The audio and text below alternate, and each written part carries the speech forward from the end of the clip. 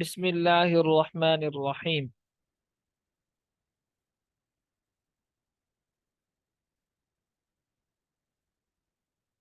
وَإِنْ كَانَ مُفَرَّغًا بِأَنْ يَكُونَ بَعْدَ إِلَّا فِي كَلَامِ غَيْرِ مُوجَبٍ والمستثنى منه غير مذكور كان إعرابه بحسب العوامل. تقول ما جاءني إلا زيد وما رأيت إلا زيدا وما مررت إلا بزيد۔ یہاں سے مصنف رحمۃ اللہ علیہ مستثنیٰ کے اعراب کی تیسری صورت بیان فرماتے ہیں،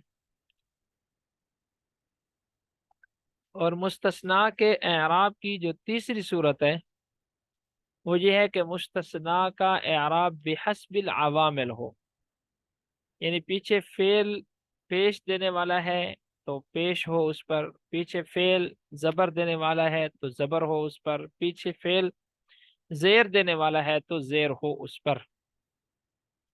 اور اس کی صورت یہ ہے کہ مستثنیٰ مفرغ ہو۔ مستثنیٰ مفرغ کا مطلب یہ ہوتا ہے کہ کلام غیر موجب میں الا کے بعد مستثنیٰ منہ کو مستثنیٰ کو ذکر کر دیا جائے اور مستثنیٰ منہ مذکور نہ ہو، یہ ہوتا ہے مفرغ۔ مفرغ کا معنی ہوتا ہے خالی کر دیا گیا، تو اس کو مستثنیٰ منہ سے خالی کیا جاتا ہے اور مستثنیٰ کو صرف ذکر کیا جاتا ہے کلام موجب کے اندر۔ کلام غیر موجب کے اندر، کلام غیر موجب کون سا ہوتا ہے؟ جس میں نفی ہو یا نہیں ہو یا استفہام ہو۔ جیسے اس کی مثال دیکھیں، ما جاءنی الا زیدن۔ اب دیکھیں اللہ کے بعد مستثنیٰ ہے آپ کے پاس، لیکن مستثنیٰ منہ پیچھے نہیں ہے، کہیں بھی آپ کو مستثنیٰ منہ نظر نہیں آ رہا۔ اور اسی طرح کلام بھی غیر موجب ہے کیونکہ اس کے اندر نفی آ گئی ہے ما کے ساتھ۔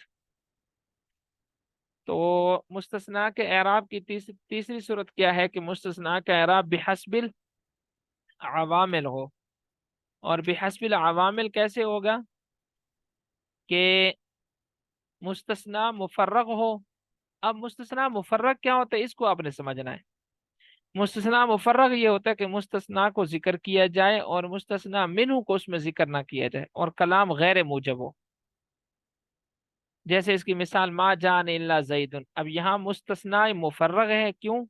اس لیے کہ کلام بھی غیر موجب ہے اور مستثنیٰ منہ بھی یہاں پر مذکور نہیں ہے، صرف مستثنیٰ مذکور ہے۔ اب یہ مثال ہے رفع کی، ما جان الا زیدن۔ جہاں فعل ہے اس کو فاعل چاہیے تو فاعل کا اعراب کیا ہوتا ہے؟ پیش۔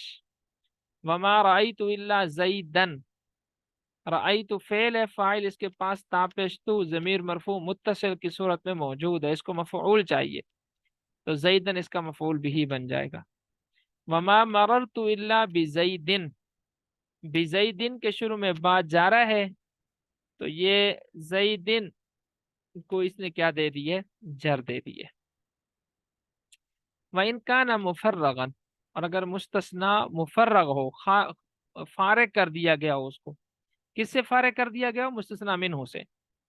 بِأَنْ يَكُونَ، یہ بات تصویریہ ہے، اس کا ترجمہ کریں گے اس کی صورت یہ ہے، اس کو بولتے ہیں بات تصویریہ۔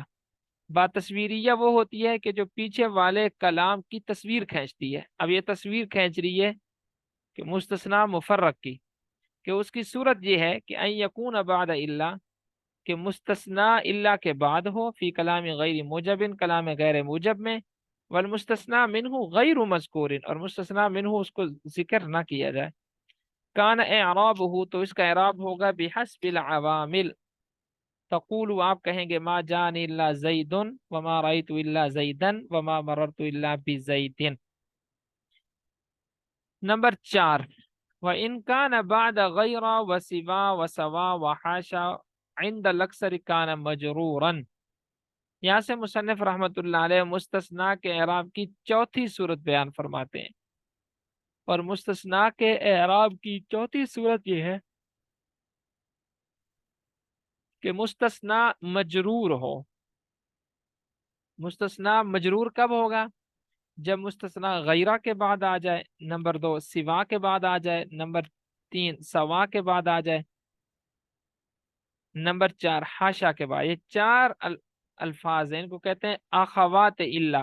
اخوات الا میں سے غیر، سوا، سوا، حاشا، یہ جو چار ہیں ان کے بعد مستثنا کیا ہوتا ہے؟ مجرور ہوتا ہے۔ جیسے جان القوم غیر زیدن و سوا زیدن و سوا زیدن و حاشا زیدن، کہ میرے پاس قوم آئی زید کے سوا، ترجمہ سب کا ایک ہی ہے۔ وَاعْلَمْ أَنَّ إِعْرَابَ غَيْرَ كَإِعْرَابِ الْمُسْتَثْنَى بِإِلَّا۔ چلیں اس کو فی الحال چھوڑ دیں، یہ تھوڑا سا سمجھنے میں مشکل ہوگی آپ کو، پہلے مستثنا کا اعراب یاد رکھ لیں پھر آگے کا سمجھنا آسان ہوگا۔